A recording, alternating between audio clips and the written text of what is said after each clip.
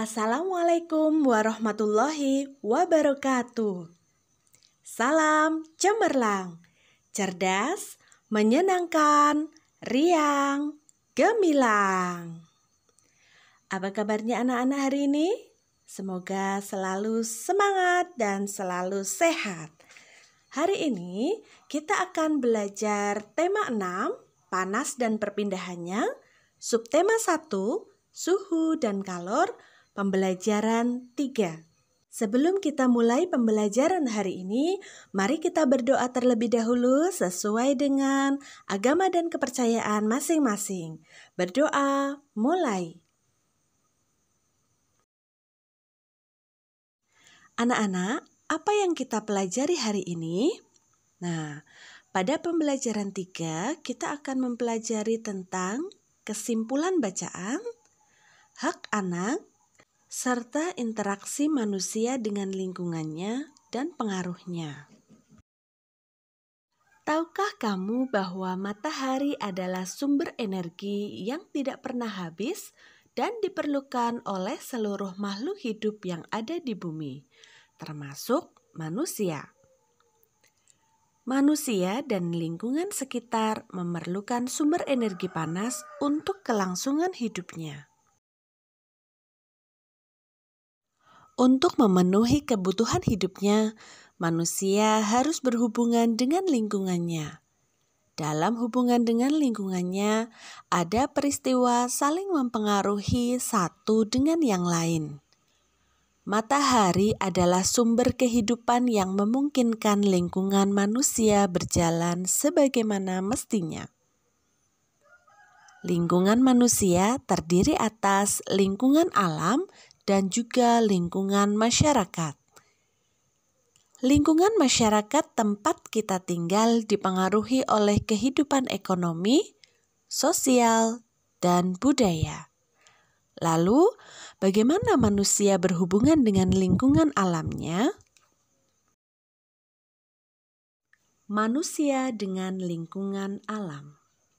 Semua makhluk hidup yang ada di bumi melakukan hubungan dengan sesama makhluk hidup maupun dengan lingkungannya. Lingkungan alam terdiri atas benda mati dan makhluk hidup. Lingkungan alam merupakan sumber penghidupan bagi makhluk hidup, karena alam menyediakan semua kebutuhan makhluk hidup. Benda mati dan makhluk hidup saling mempengaruhi antara satu dengan yang lainnya. Bahkan, antara keduanya saling berkaitan. Salah satu bentuk hubungan antara benda mati dan makhluk hidup adalah jenis tanah, suhu, dan curah hujan di suatu tempat dapat mempengaruhi jenis tanaman yang tumbuh dan hewan yang berkembang di daerah tersebut. Makhluk hidup juga dapat mempengaruhi benda mati. Contohnya, daerah yang banyak tumbuhannya akan menyebabkan daerah tersebut menjadi lebih sejuk. Daerah yang masih banyak tumbuhannya cenderung memiliki air tanah yang baik dan berlimpah. Hal ini terjadi karena tanaman membantu tanah untuk menahan air dan menyimpannya di dalam tanah dengan baik. Lalu bagaimanakah hubungan manusia dengan lingkungannya? Hubungan antara manusia dan lingkungan alam dapat dikelompokkan menjadi dua. Pertama, hubungan yang membuat manusia harus dapat menyesuaikan diri dengan alam. Kedua, adalah hubungan yang membuat manusia dapat memanfaatkan alam sekitarnya. Contoh hubungan manusia yang menyesuaikan diri dengan alam. Yang pertama, para petani harus menyesuaikan waktu tanam dengan musim hujan agar tanamannya dapat tumbuh dengan baik. Contoh yang kedua, para nelayan memilih waktu untuk berlayar menyesuaikan dengan keadaan cuaca agar terhindar dari bencana dan memperoleh tangkapan ikan yang banyak. contoh hubungan manusia yang memanfaatkan alam dengan menggunakan ilmu pengetahuan dan teknologi. Manusia mencoba membuat hujan buatan untuk menanggulangi akibat kemarau panjang yang menyebabkan menurunnya hasil pertanian. Nah, sekarang jawablah pertanyaan berikut berdasarkan bacaan. 1. Apa yang dimaksud dengan lingkungan alam? Lingkungan alam terdiri atas benda mati dan makhluk hidup yang saling berinteraksi. 2. Apa sajakah interaksi yang terjadi dalam lingkungan alam? Interaksi yang dapat terjadi dalam lingkungan alam, yang pertama, interaksi antara benda mati dengan makhluk hidup. Yang kedua, interaksi antara makhluk hidup dengan makhluk hidup lainnya. 3. Jelaskanlah salah satu contoh bentuk interaksi dalam lingkungan yang terdiri atas lingkungan makhluk hidup dengan benda mati. Daerah yang banyak tumbuhannya akan menyebabkan daerah tersebut menjadi lebih sejuk. 4. Jelaskanlah interaksi yang terjadi antara manusia dengan lingkungan alamnya. Interaksi antara manusia dan lingkungan alam dapat dikelompokkan menjadi 2, yaitu interaksi yang menyesuaikan diri dengan alam dan interaksi yang memanfaatkan alam. Yang kelima, berikanlah contoh bentuk interaksi antara manusia dengan lingkungan alam yang kamu ketahui. Nah, contohnya, para nelayan memilih waktu untuk berlayar menyesuaikan dengan keadaan cuaca. Nah, tahukah kamu bahwa setiap manusia yang hidup di dalam masyarakat mempunyai hak yang dilindungi oleh undang-undang? Salah satu hak warga negara Indonesia adalah mendapatkan pendidikan yang layak. Kita adalah warga negara Indonesia. Kamu yang lahir dan besar di Indonesia mempunyai hak sebagai warga negara Indonesia. Sebagai seorang siswa pun, kamu mempunyai hak-hak yang harus kamu ketahui. Konvensi Hak-Hak Anak. Anak-anak merupakan generasi penerus cita-cita perjuangan sebuah bangsa. Oleh karenanya, kebutuhan untuk tumbuh dan berkembang dalam kehidupan anak harus diutamakan. Sayangnya, tidak semua anak mempunyai kesempatan yang sama dalam mewujudkan harapannya.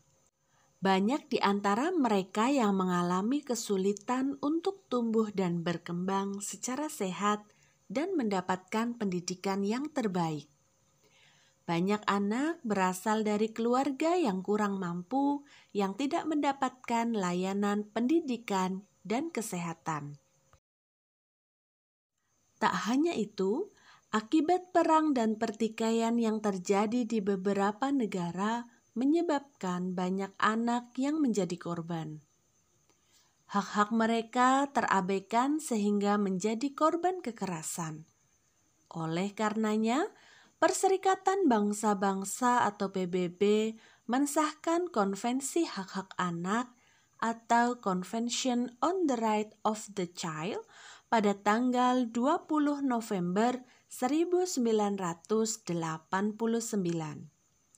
Konvensi ini bertujuan untuk memberikan perlindungan terhadap anak dan menegakkan hak-hak anak di seluruh dunia. Konvensi Hak Anak merupakan sebuah dokumen yang dibuat oleh Perserikatan Bangsa-Bangsa yang secara resmi memberikan hak-hak anak kepada anak-anak sedunia. Dokumen ini telah diratifikasi atau disetujui oleh hampir semua pemimpin negara yang ada di dunia. Indonesia menjadi salah satu negara yang mendukungnya pada tahun 1996. Hak-hak anak menurut Konvensi Hak-Hak Anak dikelompokkan dalam 4 golongan. 1. Hak kelangsungan hidup. 2. Hak perlindungan. 3. Hak tumbuh kembang. 4. Hak berpartisipasi. Mari kita simak penjelasannya satu persatu. Yang pertama, hak kelangsungan hidup, yaitu hak untuk melestarikan dan mempertahankan hidup dan hak memperoleh standar kesehatan tertinggi dan perawatan yang sebaik-baiknya. Apakah kamu tahu nama lengkap kedua orang tuamu? Apakah kamu tahu asal-usul kedua orang tuamu? Apakah kamu tahu asal-usul keluargamu? Nah, setiap anak berhak tahu keluarganya dan identitas dirinya. Yang kedua, hak perlindungan. Perlindungan yang dimaksud di sini adalah perlindungan dari diskriminasi, eksploitasi, kekerasan, dan keterlantaran. Kamu memiliki hak yang sama dengan anak-anak lain untuk melakukan kegiatan keagamaanmu atau melakukan kegiatan perayaan tradisimu. Sebagai seorang anak, kamu belum boleh bekerja dan kamu berhak diperlakukan secara baik tanpa kekerasan. 3. Hak tumbuh kembang, yaitu hak memperoleh pendidikan dan hak mencapai standar hidup yang layak bagi perkembangan fisik, mental, spiritual, moral, dan sosial. Kamu memiliki hak untuk sekolah, mendapatkan tempat tinggal, mendapatkan makanan dan minuman yang layak. Hakmu adalah bermain dan mendapatkan istirahat yang cukup karena hal itu diperlukan untuk pertumbuhan dan perkembanganmu sebagai seorang anak. 4. Hak berpartisipasi, yaitu hak untuk menyatakan pendapat dalam segala hal yang mempengaruhi anak. Kamu mempunyai hak untuk mendapatkan informasi yang sesuai dengan usiamu. Kamu juga berhak untuk memberikan pendapat jika itu berhubungan dengan kehidupanmu sebagai seorang anak. Tahukah kalian hak kalian sebagai seorang siswa? Setiap warga negara mempunyai hak yang sama untuk memperoleh pendidikan. Setiap anak yang menjadi warga negara berhak atas kesempatan untuk mengikuti pendidikan. Hal ini sesuai dengan Konvensi Hak Anak yang ditandatangani pemerintah Indonesia. Setiap anak di Indonesia memiliki hak untuk memperoleh pengetahuan, kemampuan, dan keterampilan yang akan membantunya menjadi warga negara yang mandiri di kemudian hari. Setiap anak yang belajar di sebuah lembaga pendidikan, baik formal maupun tak formal, disebut sebagai siswa. Nah, setiap siswa yang belajar di sebuah sekolah mempunyai hak-hak yang sama. Berikut ini hak-hak seorang siswa menurut Peraturan Pemerintah Nomor 28 Tahun 1990. Yang pertama, mendapatkan perlakuan sesuai dengan bakat, minat, dan kemampuannya. 2. Memperoleh pendidikan agama sesuai dengan agama yang dianutnya. 3. Mengikuti program pendidikan yang bersangkutan atas dasar pendidikan berkelanjutan, baik untuk mengembangkan kemampuan diri maupun untuk memperoleh pengakuan tingkat pendidikan tertentu yang telah dibakukan. 4. Mendapatkan bantuan fasilitas belajar, beasiswa, atau bantuan lain sesuai dengan persyaratan yang berlaku. Yang kelima, pindah ke sekolah yang sejajar atau yang tingkatnya lebih tinggi sesuai dengan persyaratan penerimaan siswa pada sekolah yang hendak dimasuki. Yang keenam, memperoleh penilaian hasil belajarnya. 7. Menyelesaikan program pendidikan lebih awal dari waktu yang ditentukan. Yang kedelapan, mendapatkan pelayanan khusus bila mana menyandang cacat.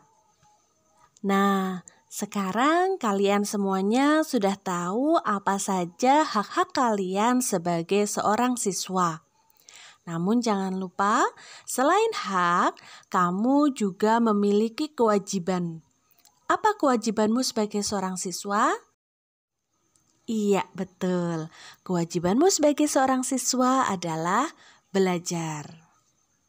Jadi, tetap semangat belajar meskipun belajar dari rumah.